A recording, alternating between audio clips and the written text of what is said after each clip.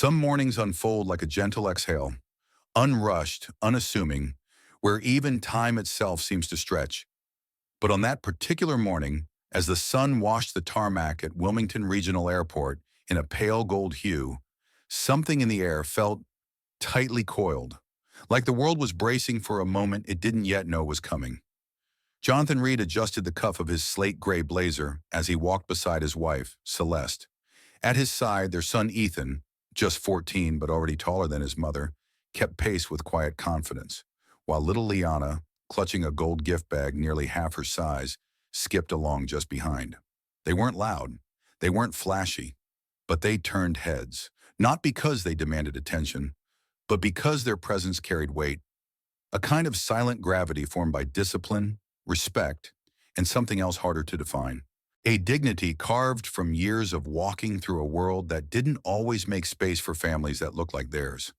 Celeste wore a soft cream coat, her hair swept into a neat chignon. Her hand gently rested on Liana's shoulder every few steps, a calming rhythm that kept the child grounded. Ethan wore a navy jacket over a crisp button-down, backpack slung over one shoulder. He didn't say much. He didn't need to. He knew how to let his posture do the talking. Their destination, Gate 6, Flight 217 to Boston, first class, seats 1A through 1D. As they approached the boarding counter, Kara Ellison, the gate agent, didn't look up right away. She was typing, fingers flying across her keyboard with the urgency of someone who believed her role was to control chaos before it started. Her blazer was perfectly pressed, her blonde hair pulled into a tight bun, lips lined with sharp precision. Everything about her radiated authority, or at least the performance of it. She finally glanced up and froze. Her eyes, calculating and cool, swept over the Reid family with the swift detachment of someone scanning a price tag, not people. In that half-second pause, a decision was made. It was subtle, invisible to most. But to the Reids, it was a sensation all too familiar. They felt it in the tightening of Kara's jaw, in the way her smile vanished before it even began.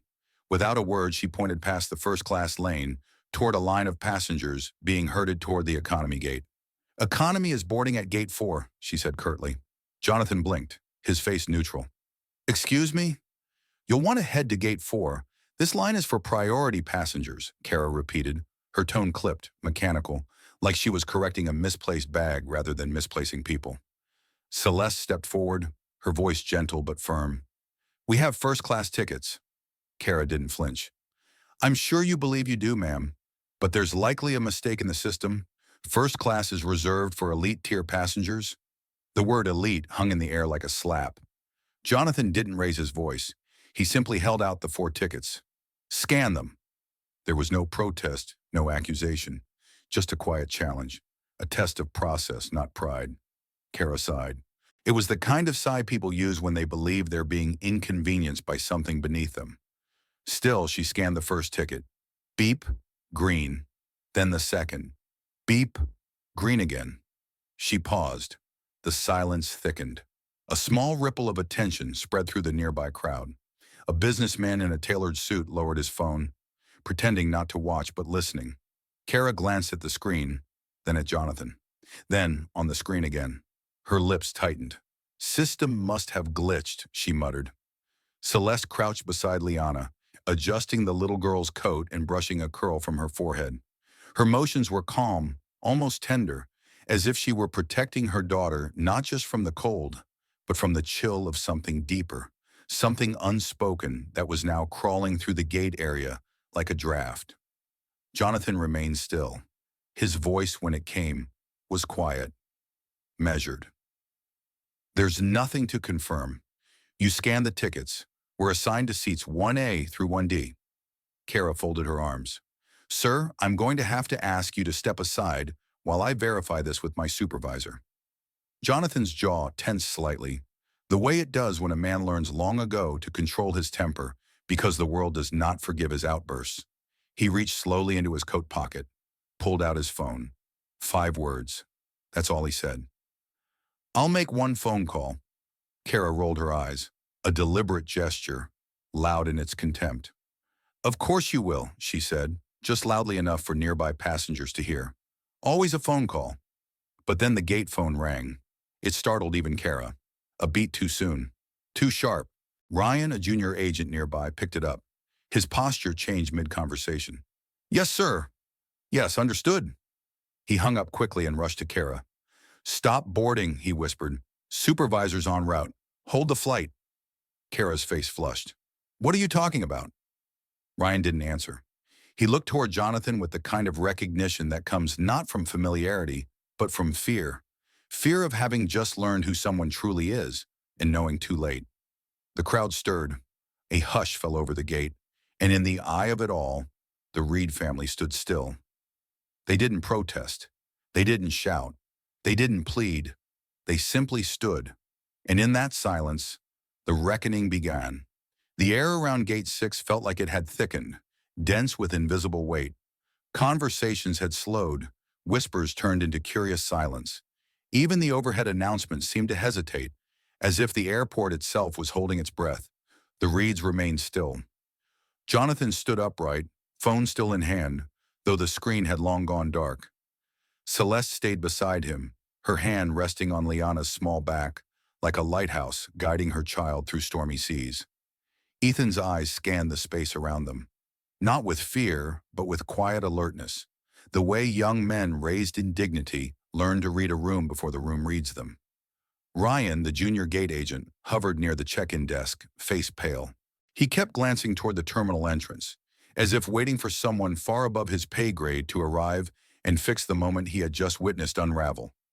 Kara Ellison, meanwhile, tried to maintain her posture, arms crossed, jaw set, but the slight tremor in her hand as she reached for the boarding scanner betrayed the storm beneath. Then the suits arrived. Two men in tailored coats approached with unhurried precision, their movements smooth and surgical, as though they had walked this corridor 100 times before and never once been questioned. The taller of the two wore a navy suit with a subtle pin on his lapel. Flight Operations, Regional Division. His name tag read Alan Pierce. The second man, more compact and intense, wore a red-striped company blazer. Carlos Rivera, ground supervisor. The effect was immediate. The surrounding passengers parted instinctively, like water breaking around a ship's bow. No one had announced their titles, but everyone knew these were men with authority, and something serious had summoned them. Alan spoke first, his voice calm, but unmistakably commanding. Ms. Ellison, please step away from the counter. Kara blinked. Sir, I believe there's been a misunderstanding. They attempted to board with... Alan didn't raise his voice. He didn't need to. His gaze alone silenced her. Did you scan their tickets? Kara hesitated. Yes, 2 of them. And were they valid? They scanned green, but I thought... You thought wrong. The words landed without anger, but they struck harder than any reprimand. Alan didn't flinch. He turned to the podium and tapped into the system himself. The screen flickered, then settled. Jonathan Reid, Celeste Reid, Ethan Reid, Liana Reid, seats 1A through 1D, verified elite priority. His tone didn't gloat. It merely confirmed, calmly and completely, what should never have been questioned. He turned to Ryan.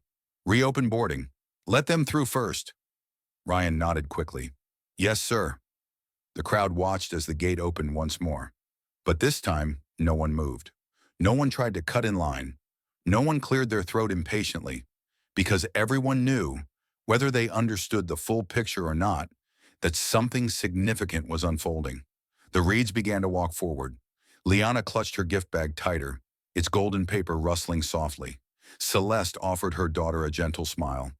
Ethan adjusted his collar, posture proud but not boastful. And Jonathan simply nodded once toward Ryan in acknowledgement. Not one of them looked at Kara. They didn't need to. Their silence said everything. Kara stood frozen behind the counter, her role, her control, crumbling in real time. The woman who had, moments ago, wielded her position like a sword, now looked like a relic of a fading world order. Her shoulders shrank.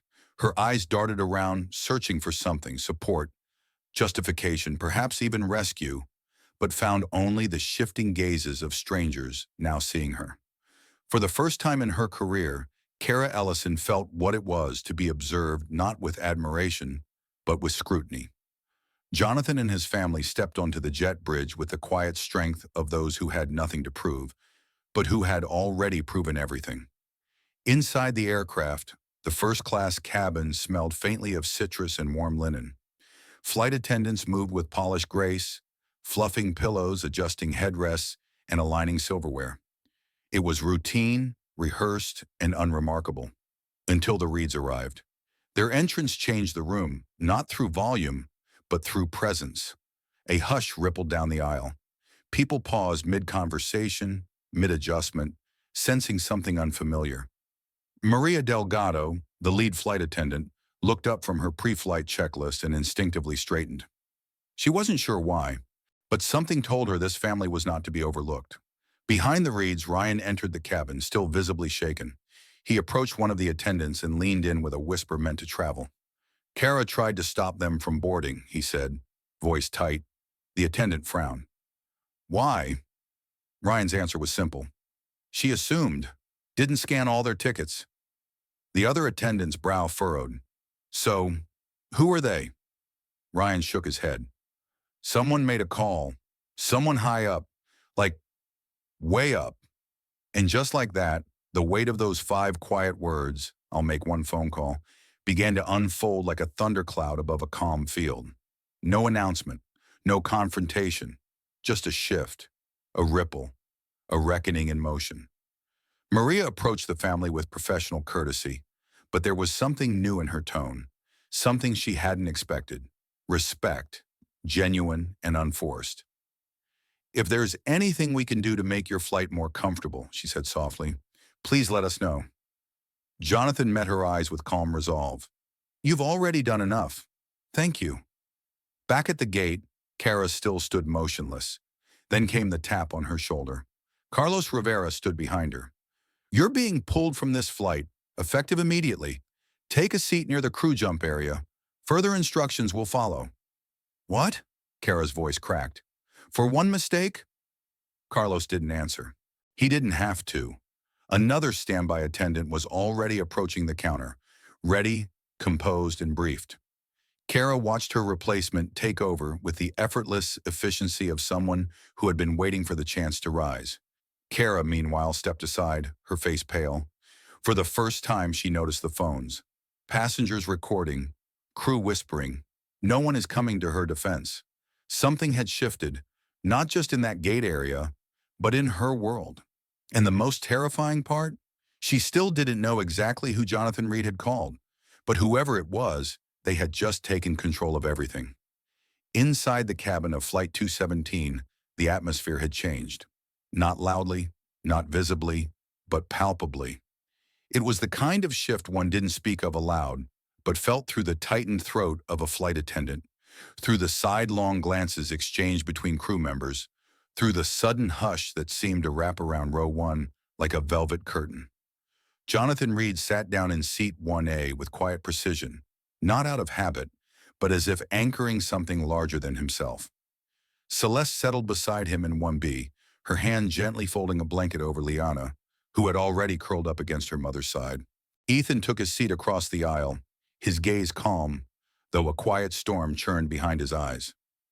Maria Delgado, the lead flight attendant, lingered near the galley, flipping through the passenger manifest with deliberate care. Though she wasn't reading it, she was searching. For a name, for a clue, for understanding. Something didn't add up. Passengers didn't get gate agents suspended mid-boarding. Flights weren't held back for misunderstandings. Directors of operations didn't show up in person for routine checks, not unless something or someone was far from routine. Maria leaned toward her colleague Rachel, who was quietly prepping service trays. That family, she murmured. Something happened at the gate. You heard? Rachel nodded. Ryan said Kara refused to board them. Didn't scan their tickets at first. Maria's eyebrows lifted. Why? Rachel's voice lowered to a near whisper. She assumed they were in the wrong place. She didn't even check the names. Just, decided. Maria closed the manifest slowly. And who made the call? Rachel swallowed. We don't know, but who was it? They had the authority to freeze the entire flight. Operations called the flight deck directly. Maria's eyes narrowed. They never do that. Rachel gave a single, slow nod. In the cockpit, Captain Marcus Lane was rereading the same message for the third time. Maintain the flight plan. Do not release the crew upon landing until directed. The ground response team will meet Flight 217 at the terminal. The internal statement is required from all staff within 1 hour of arrival. And Captain, remain alert. The individual who placed the call is a major shareholder. Name, Jonathan Reid. The name hit like the clean crack of thunder after a lightning flash.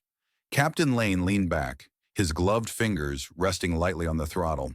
He'd flown senators, celebrities, even royalty. But this was different. Jonathan Reid wasn't just a wealthy passenger. He wasn't just a quiet man in a tailored suit. He was the man behind the curtain, the one who didn't need security entourages or media attention. Because his influence didn't speak, it signed. The same signature that appeared on the merger documents, on training mandates, on the last boardroom overhaul that had quietly reshaped the very structure of the airline. And today he had stood at the gate of his own company and been told he didn't belong. Back in first class, Maria approached row 1 again, not out of obligation, but out of something far more rare in first-class service: reverence. "Mr. Reid," she said softly, "is there anything your family needs before takeoff?" Jonathan looked at her for a moment. There was no superiority in his eyes, no demand, just stillness. "No, thank you," he said. "We're fine." Maria hesitated, then nodded. "I'll let the captain know we're ready for departure."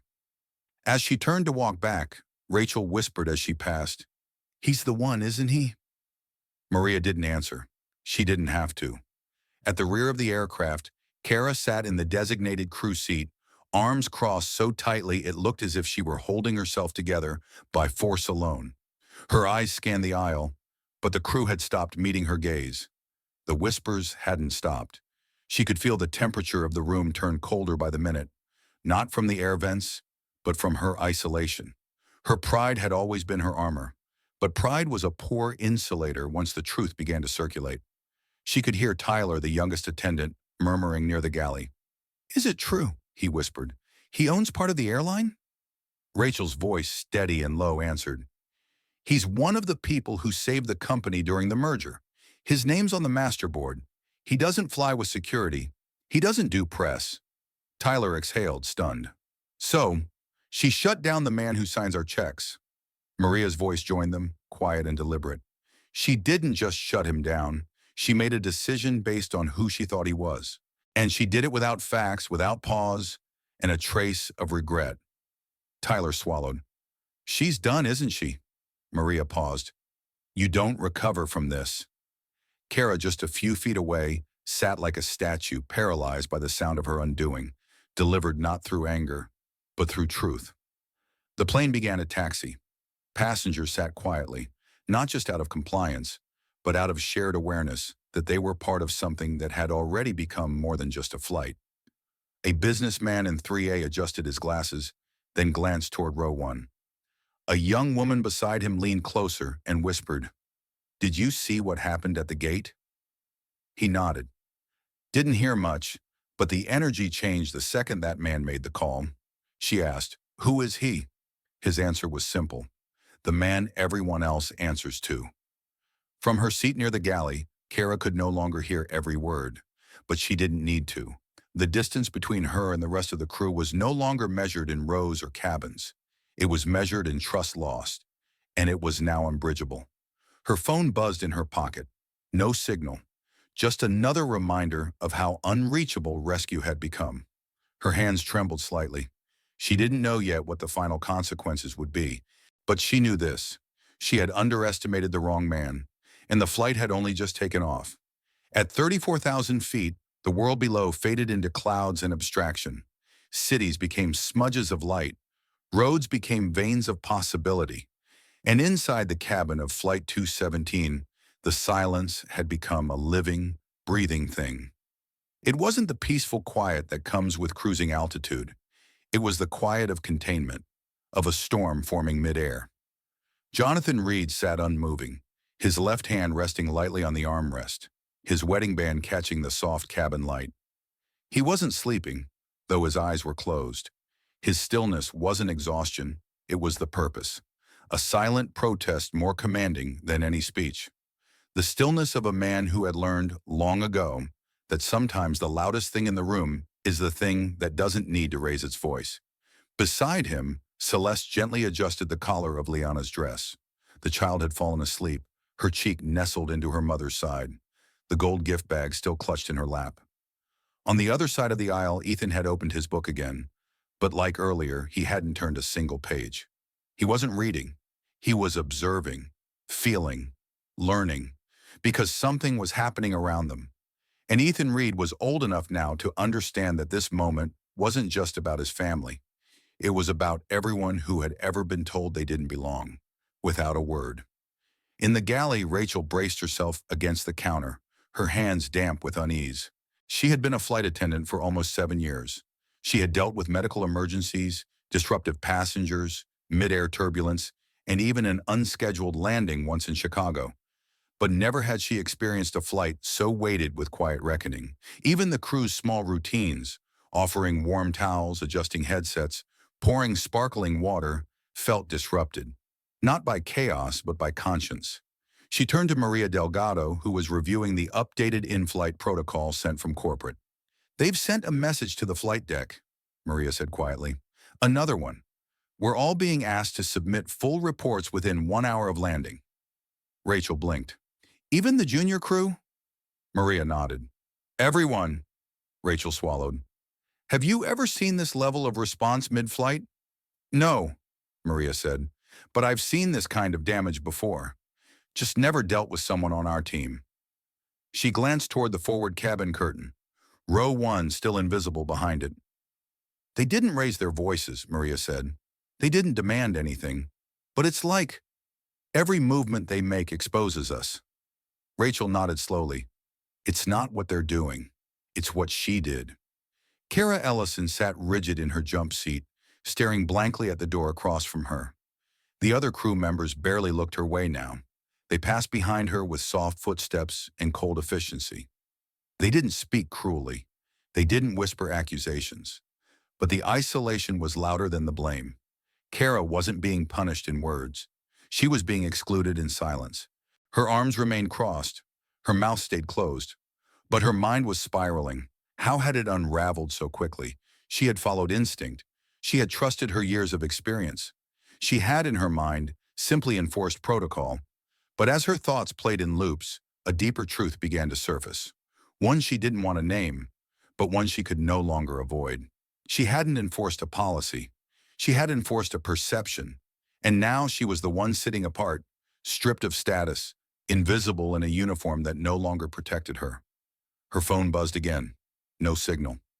She closed her eyes tightly, hoping, praying that this wasn't permanent, that somehow there would be a conversation, a clarification, something to pull her back from the edge. But then Maria appeared, standing at the edge of her vision. Her voice was calm, final. "They want to speak with you. Corporate." Kara's eyes snapped open. "Now?" Maria nodded. "Captain says they're patching through to the cockpit. You'll be escorted forward." Kara rose, smoothing her uniform like it still mattered. But it hung differently now. Heavy, wrinkled by silence. She walked down the aisle slowly, past rows of passengers who now watched her. Not with deference, but with detachment. A few leaned away subtly, as if to avoid being caught in her fallout. One woman didn't bother to hide her phone's lens as Kara passed. When she reached the cockpit, Captain Lane was waiting. He didn't glare. He didn't smirk. But his posture was carved in stone. "They're on the line." He handed her the headset. Kara placed it against her ear. The voice that greeted her was not harsh. It was worse. It was calm. "Ms. Ellison, this is Thomas Grant. Corporate Ethics Division." Kara opened her mouth to explain. "Don't explain," he said gently. "Just listen." And so she did. For the next 3 minutes, Kara Ellison listened to every consequence of her judgment spelled out with surgical precision. She listened as her past complaints were cited, quietly overlooked until today. She listened as her future was removed from her without insult, without drama, without rage. Just facts. Just accountability. You didn't make a mistake, Thomas said finally. You made a choice that said, you don't belong here. And now, Miss Ellison, it's you who no longer does. The line went dead, and for a full 30 seconds, Kara stood in the cockpit, headset pressed to her ear, as if clinging to a version of herself that no longer existed. Captain Lane finally gestured to the crew seat beside the cockpit. You'll wait here until landing. Kara sat, slowly. The silence pressing around her now wasn't professional. It was existential. She wasn't being disciplined. She was being erased. Back in row 1, Ethan Reid glanced toward the curtain, separating first class from the rest of the plane. Then he leaned toward his father. Do you think she understands what she did?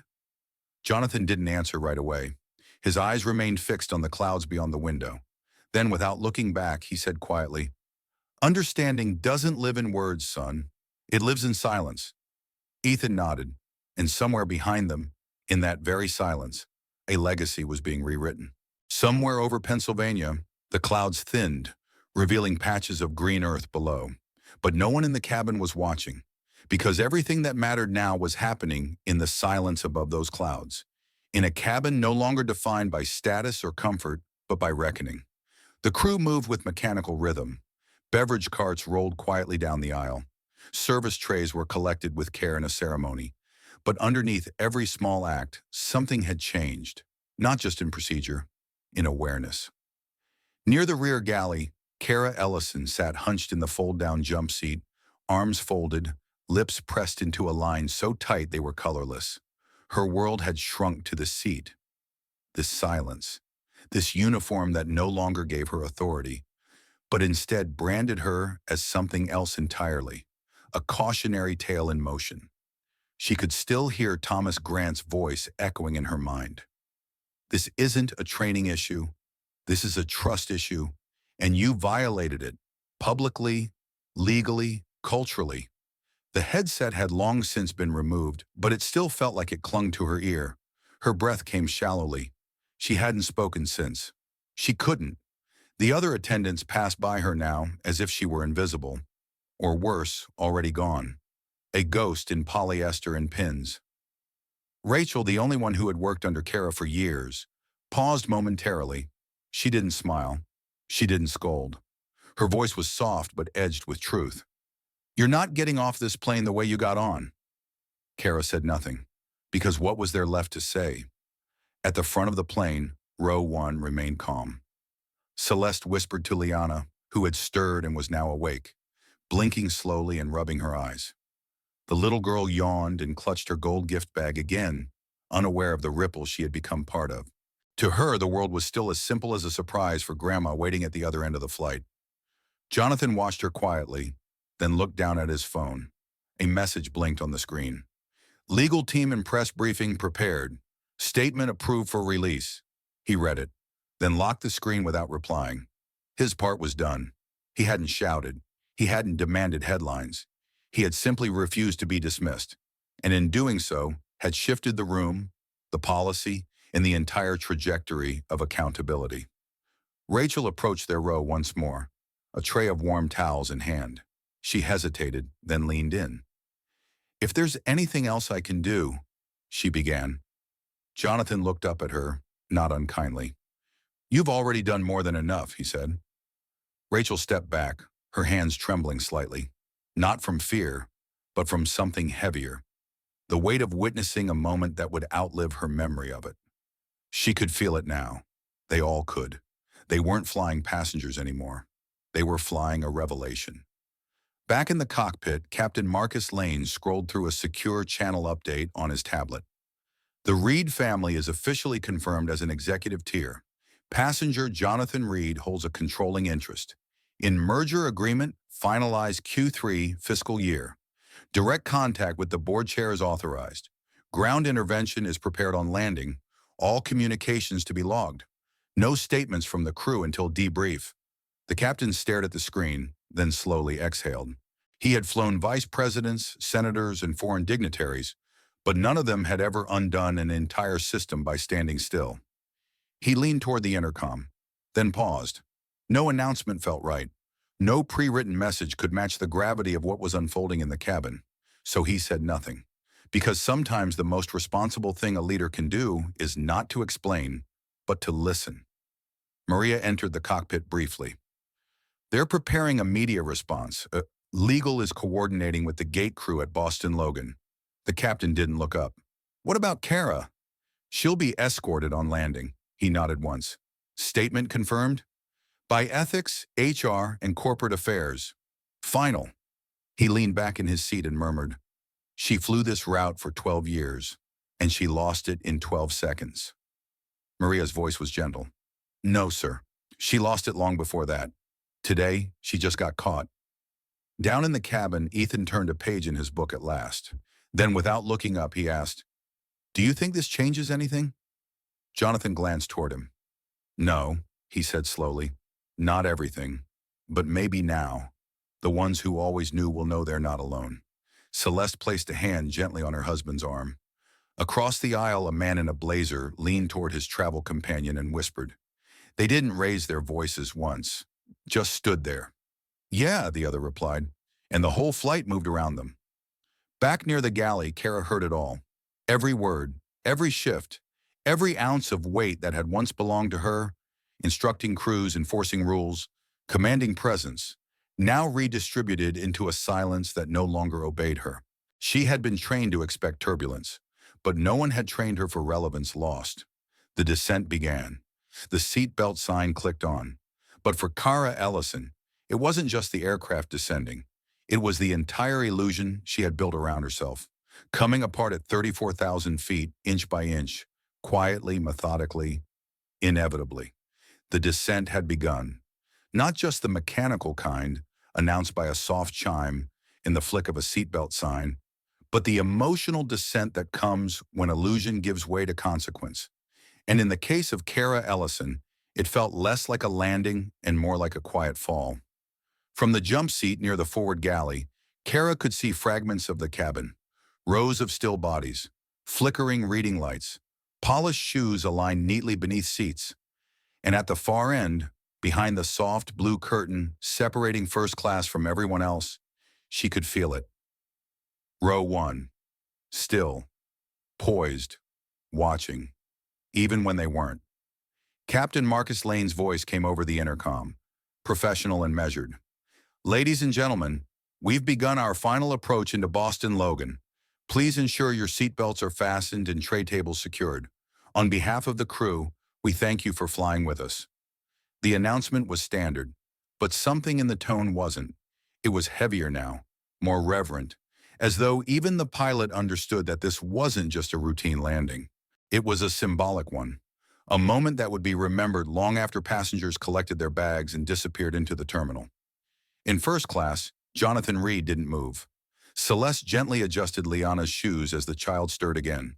Her small hand still clung to the golden gift bag, unaware that the world had shifted around her. Across the aisle, Ethan folded his hands and stared forward, not with defiance, but with clarity. He knew, in the way young people sense unspoken truths, that this moment would live in them longer than any textbook ever could. In the rear galley, Tyler Evans, the youngest crew member, whispered to Rachel, "They're meeting her at the gate?" Rachel gave a small nod. "Corporate, legal, ethics, all of them." Tyler shook his head slowly. "They're making it official." Rachel's voice dropped to nearly nothing. Nobody walks away from insulting the man who signs the executive merger documents. Tyler glanced toward the curtain. He never said a word to her, not once. "He didn't have to," Rachel said. "That's what makes this louder." Kara's hands were trembling. She had tried earlier, desperately, to compose a message to HR, to frame it as a misunderstanding, to ask for informal arbitration. But every word felt performative, hollow, insincere. What could she say? That she hadn't meant to? That it wasn't personal? That she thought she was enforcing protocol? But deep down, even deeper than policy or habit or instinct, she knew the truth. She had judged them, without verification, without pause, without humanity.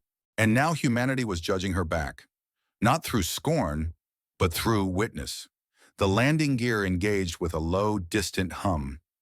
The plane tilted slightly forward, the city of Boston stretched out below, grids of streets, veins of traffic, dots of light blinking like quiet beacons. But for Kara, it didn't look like a city. It looked like a courtroom. When the wheels finally touched the ground, the cabin didn't erupt into applause like usual. There was no collective sigh of relief, no cheerful clatter of loosened seatbelts. Instead, there was stillness, as if the plane itself was bracing for what came next. Maria approached Kara with a sealed envelope. Her voice was soft but precise. "This came from the captain. Instructions are inside. The ground team is waiting." Kara took the envelope with fingers that barely obeyed her. It was thick, too heavy for paper. She didn't open it. She didn't need to. She could already feel what was inside. Finality. Passengers began to gather their belongings, but they moved slowly, cautiously, like they didn't want to disturb the weight of the moment. In row 1, Jonathan stood. Celeste helped Liana to her feet. Ethan closed his notebook and tucked it into his bag. Rachel passed them again, her head slightly bowed in respect. No words exchanged, no forced smiles, only presence. At the cabin door, the jet bridge connected with a dull metallic sigh. Two men in black suits waited just beyond it, badges clearly visible. And between them stood a woman in a structured gray suit, her posture crisp, her face unreadable. Karen Walsh, Corporate Affairs. Captain Lane stepped out of the cockpit and stood silently beside her. Rachel turned to Kara. "They're ready." Kara rose. Her body felt leaden. Her uniform clung uncomfortably. The name tag she once wore with pride now felt like it was dragging her downward. As she stepped forward, her eyes by instinct flicked toward row 1. Jonathan didn't look at her. Not in anger, not in pity. He simply didn't need to. The lesson had already been taught. It had never been about punishment. It had always been about visibility. And now everyone could see. Karen Walsh's voice was calm. "Miss Ellison, please collect your items. You'll be escorted to the administrative office for a formal debrief." Kara nodded stiffly. She took the small carry-on that had been retrieved from the overhead bin. Inside, she could hear her pen case rattle softly against her crew manual. As she turned, she passed row 1. For a split second, her gaze met Celeste's. And then, unexpectedly, Celeste spoke. Quietly, calmly, not unkindly. "I hope this teaches you more than it costs you." Kara's breath caught. She didn't reply. She couldn't. She walked into the jet bridge like a shadow of her former self, and behind her a curtain closed, not just between cabins, but between who she had been and who she would now have to become. The hallway was too quiet, not sterile, just intentional, carpeted in a way that softened every footstep, lit in a way that left no shadows but offered no warmth. It wasn't designed for comfort. It was designed for containment. Kara Ellison walked between two uniformed officers, her small travel bag clutched to her chest, the sealed envelope from the captain still unopened. Ahead of her, Karen Walsh moved with the calm precision of someone who had done this before, walked terminated employees through the last corridor of relevance. To Kara, it felt like walking underwater. Behind frosted glass panels, she saw silhouettes, people typing, talking, pointing at digital displays. Life in motion, a world still spinning, just not for her. They reached a small conference room tucked quietly at the end of the hall. The door opened without ceremony. Inside sat a man in a navy suit, sleeves rolled just slightly, collar loosened. But his expression was anything but casual. Nathan Brooks, Human Resources Supervisor. His eyes were not cruel, but they had already been decided. "Miss Ellison," he said, gesturing toward the chair across from him, "please take a seat." Kara obeyed, her hands trembling slightly as she lowered herself into the chair. She placed the envelope on the table, unopened, between them. Karen closed the door and remained standing near it like punctuation at the edge of a sentence. Nathan opened a folder. "You are being formally removed from active duty, effective immediately. This document outlines the basis for termination: failure to follow protocol, mistreatment of passengers, and conduct that compromised the company's public integrity." Kara opened her mouth. "I wasn't given a warning. I didn't even know who." Nathan didn't flinch. "It's not about who he was. It's about what you did. Her shoulders sagged. I've worked here 12 years, she whispered. Flawless record, evaluations, promotions. Nathan didn't soften. And in those 12 years, we've had small notes, comments, quiet complaints that never escalated until now. This moment didn't come out of nowhere, Miss Ellison. It was built over time. Kara sat back. Her fingers tightened around the strap of her bag. She wanted to scream, to beg, to insist that it was all being taken out of proportion, but she didn't, because something inside her, something she had tried to silence for years, was no longer on her side. There was a long pause before Karen finally stepped forward. Her voice was cool, professional, but not cruel. We are not filing criminal charges. We are not pursuing litigation. The Reid family is not pressing a formal complaint. Kara's eyes flickered. They're not? Karen nodded. No. She paused. They didn't need to. Those words landed like ice water. Nathan leaned forward slightly. One phone call was enough. One moment of dignity met with quiet judgment. That's all it took to make the entire structure respond. That, Miss Ellison, is the power of restraint. Kara swallowed hard. So that's it? I lose everything because of one... Nathan shook his head. You lost everything the moment you decided your assumption mattered more than your duty. Silence settled like dust. Finally, Kara reached for the pen on the table. Her fingers hovered. She didn't want to sign, not because she disagreed, but because signing would mean acknowledging that it was real. She glanced up. Is there anything I can do? Nathan looked at her for a long moment. You can sign. And she did. Her name, once printed proudly on flight manifests and crew reports, scratched across the termination line with the shakiness of someone writing the final chapter of a book they didn't realize they had authored. Nathan slid a second form toward her. Your badge, access card, uniform ID. They're being deactivated immediately. You will be escorted to the employee center to collect your belongings. You are not to contact current employees or passengers without written clearance. Kara nodded stiffly. Karen added, Your file has been flagged. Red level. Kara's head snapped up. Flagged? Karen finally met her eyes steadily without blinking. You are barred from employment with any airline operating under our corporate alliance. Permanently.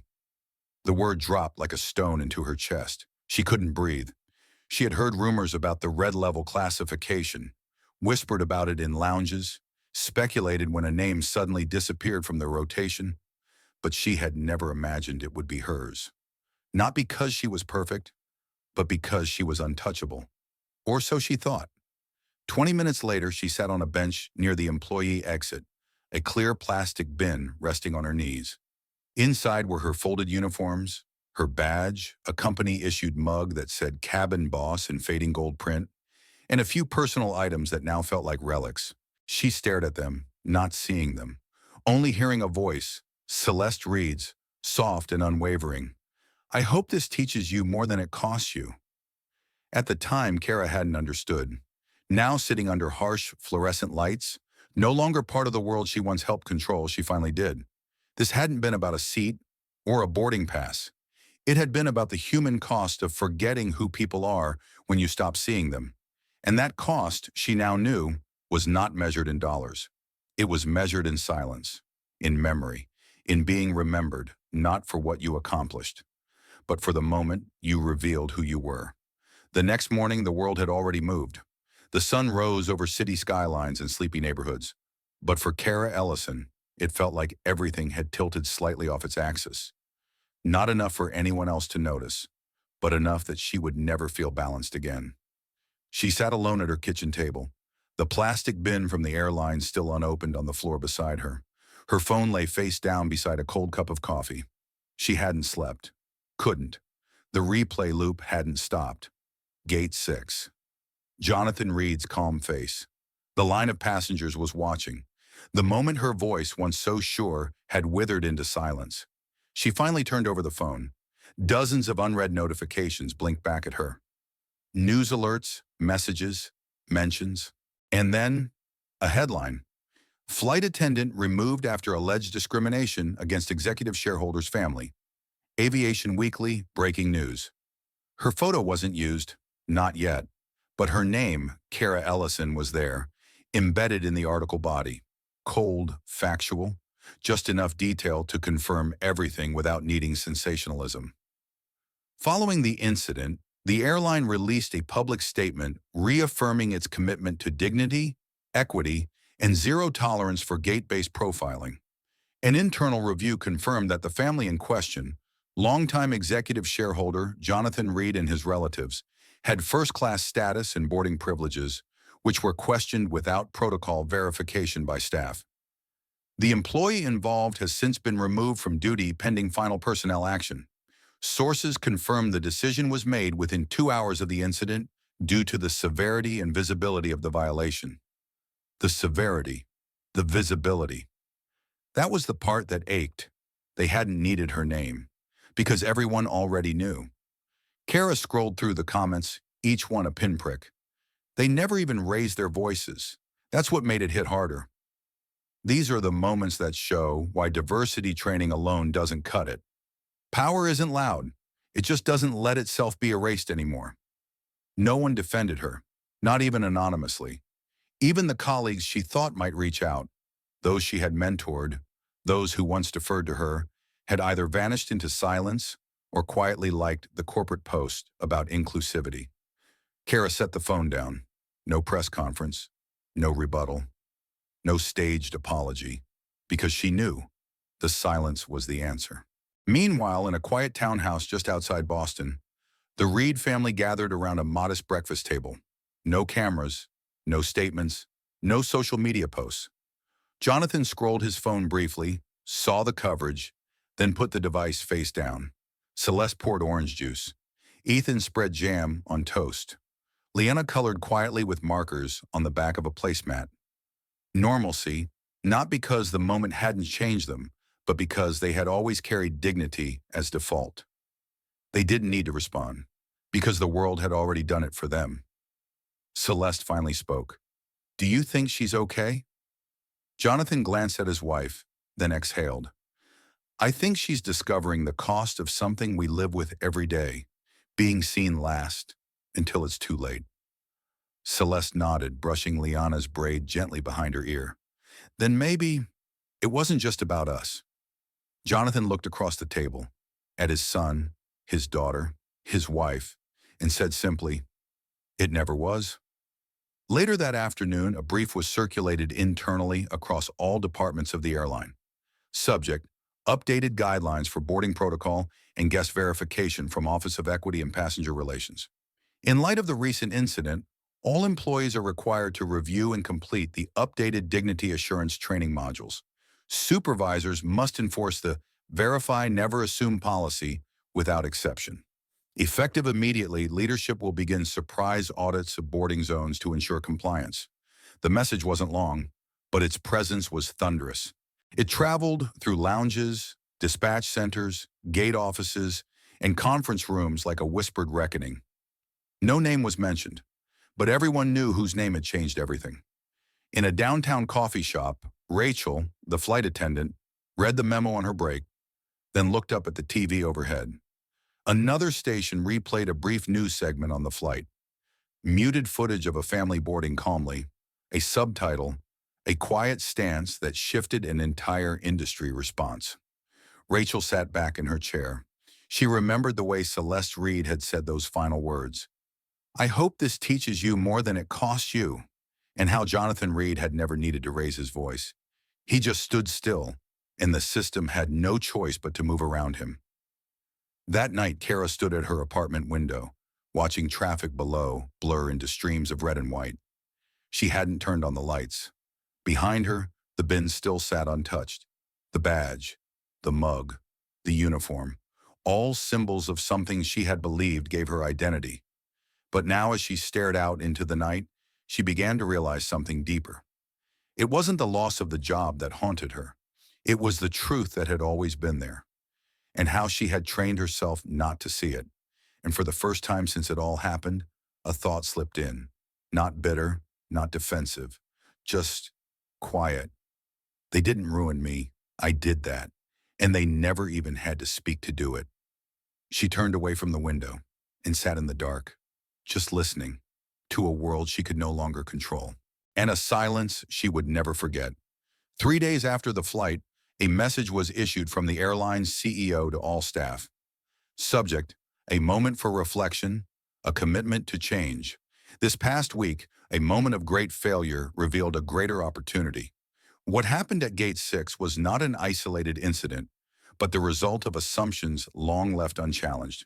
We apologize to the Reid family, not only for the delay in boarding, but for the delay in accountability.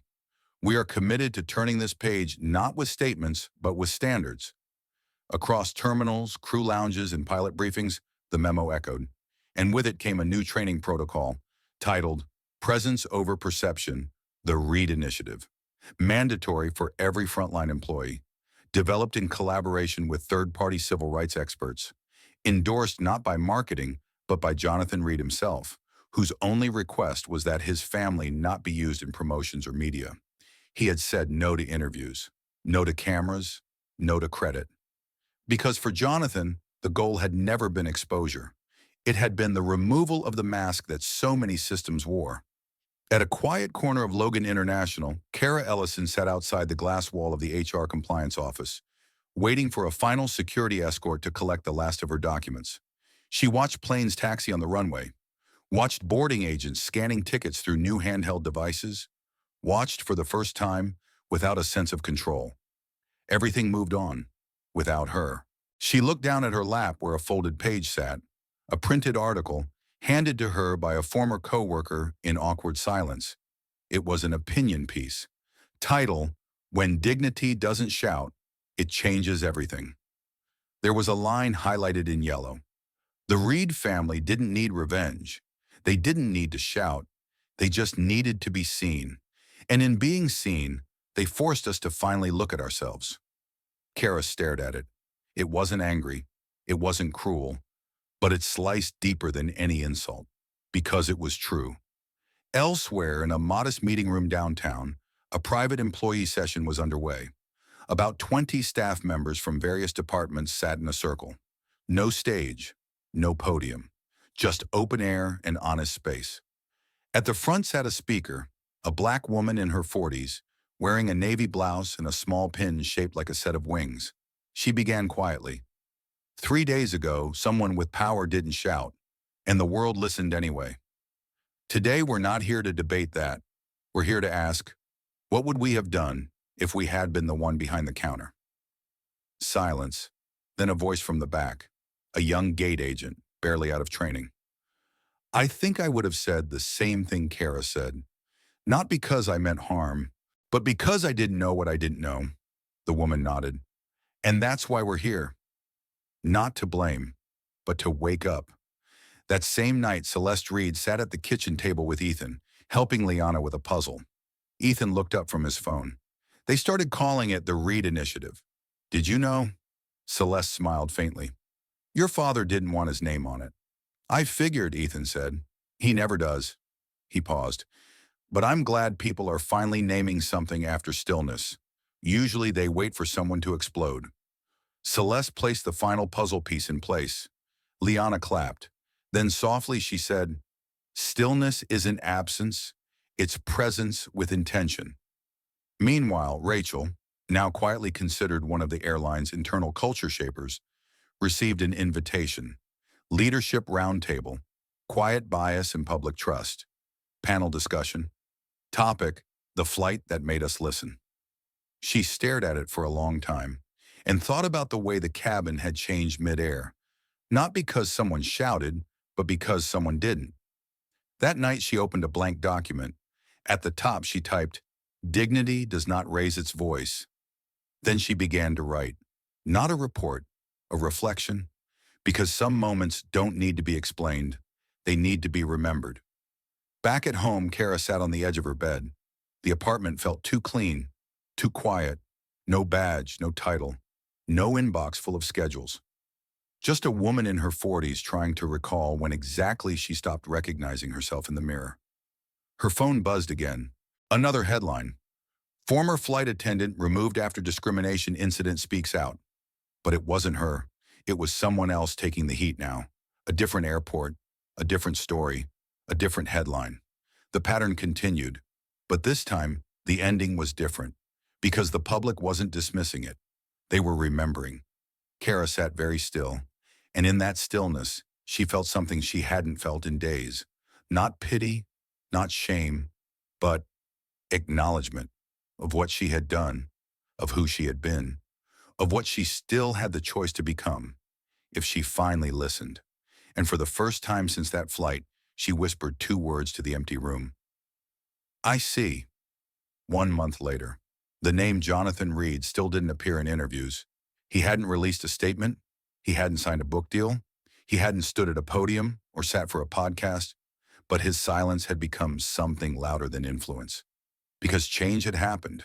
Not the kind you put in press releases, but the kind you feel in the room. In gate agent training modules, now renamed the Reid Protocol. In crew briefings that began with one simple reminder. Never assume.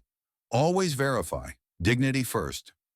In quiet shifts during boarding, when a family that didn't look first class walked forward, no one blinked. Not anymore. Because people remembered. Not just the incident, but the stillness that followed it. At the airline's main terminal in Atlanta, a modest commemorative display was installed. Not flashy, no statue, no dramatic lighting, just a bench. 2 seats from the original aircraft, 1A and 1B, repurposed, placed against a quiet marble wall. Above them, etched in brushed steel, was a single line. For those who never raised their voices, but made the world hear them anyway. People stopped to read it. Some paused, some didn't. But enough remembered what it meant, and that was enough. Kara Ellison didn't attend the installation. She wouldn't have been welcome. But she read about it on a quiet morning in a small-town library where she now worked part-time reshelving books. She had once flown above clouds, spoken commands into headsets, and directed crews across continents. Now she worked in silence. She stacked volumes written by others. She pushed carts instead of giving orders. And oddly enough, it felt more honest. On that day, she found herself drifting into the travel section. Out of habit, maybe. She ran her fingers across the spines of books about cities she once flew over. And there, tucked between volumes on aviation law and air traffic control, she saw a thin booklet. Newly printed, barely noticeable. Title, Presence Over Perception, a Training Companion to the Reid Protocol. She opened it.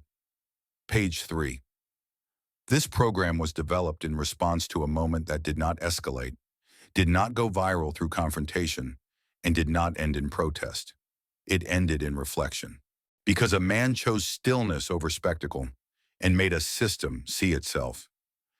Kara closed the booklet gently and sat with it for a long time. Not as a defense, not as a warning, but as a mirror. Back in Boston, in a modest home with no public markers, Jonathan stood at the back door sipping coffee. Liana ran barefoot through the grass, her dress stained from chasing the dog. Ethan sat on the porch step, his backpack open, finishing a writing assignment for school. Celeste stepped out behind her husband. She leaned against the doorframe, watching her family. Did it feel like enough? She asked softly. Jonathan took a slow breath. No, he said, but it felt different. Celeste tilted her head. Different how? He watched Liana spin in a circle. It didn't fix the world, but it showed people one thing, that silence doesn't mean surrender, and dignity doesn't beg. She nodded, then turned, kissed his shoulder, and disappeared inside. Jonathan stayed a moment longer. Not as a shareholder, not as a quiet figure who had disrupted an entire corporation with a single gesture. Just as a father. Watching his children grow in a world that now, ever so slightly, knew better. Elsewhere, in an airline training center, a new employee sat at a desk, skimming her onboarding packet. On page 1, in bold letters, the Reid Standard. She raised a hand to ask what it was. The instructor smiled. It's not a checklist. It's a mindset. It means you don't decide who belongs. You serve every seat like it were your own family, because one day it might be. The employee nodded, then underlined the words. She didn't know the full story yet, but she would, because no one forgets the flight that didn't erupt. only the one that taught them to look again. And in that quiet corner of the library, Kara Ellison returned the booklet to the shelf. She tucked her badge, a new one made of paper and plastic, not brass, into her apron pocket, and walked back to work. No applause, no punishment. Just a woman learning, finally, how to walk without judgment. And in that step, for the first time in years, she didn't feel powerful, but she felt real. Moral of the story: true power doesn't come from titles, uniforms, or loud voices. It comes from quiet dignity, from restraint when provoked, and from the courage to stand still when the world expects you to back down. In a society conditioned to respond to noise, this story reminds us that not all justice arrives with fury. Sometimes the most profound change comes from silence, a silence rooted in self-respect, in presence, and in unwavering truth. The Reid family didn't demand revenge. They didn't shout or fight to be seen. They simply stood their ground, calmly, firmly, and let the system expose itself. And in that stillness, they didn't just protect their dignity. They made an entire industry look inward, rethink, transform. As for Kara Ellison, her downfall wasn't caused by a single mistake. It was the product of years of unchecked assumptions, of confusing authority with superiority, of forgetting that professionalism means serving with humanity, not ego. This story teaches us: never assume based on appearances, never let protocol override empathy, and never underestimate the impact of quiet integrity. Because when dignity stands tall, even in silence, it forces the world to listen.